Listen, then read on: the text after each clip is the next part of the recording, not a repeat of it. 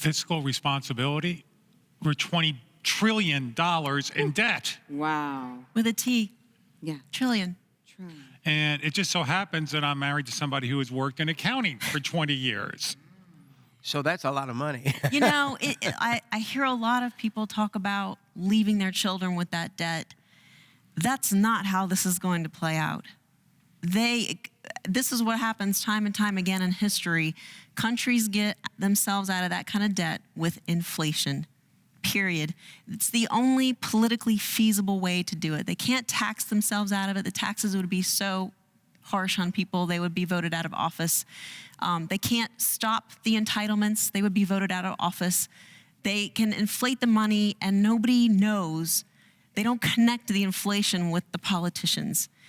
And inflation eats away, just as it was in 1980, it eats away at productivity. At first, it makes things look better, and then everything gets more and more difficult to afford. Your rent goes up, your food goes up, your salary seems to stay the same. You can't go on vacation this year like you did last year. You can't have a big Christmas like you did 2 years ago. It eats it away slowly until the point, sometimes inflation gets so bad, you have a Venezuela.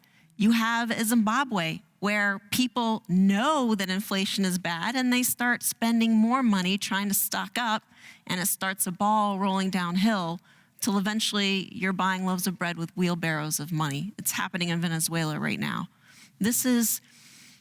We had this problem in 1980, and Volcker, the federal chairman back then, raised the interest rates to a point that got the inflation under control. We can't do that now. If we raise interest rates, the interest on our debt is going to crush us. We wouldn't be able to pay it. We can't get out of this problem like Reagan and Volcker got us out back then.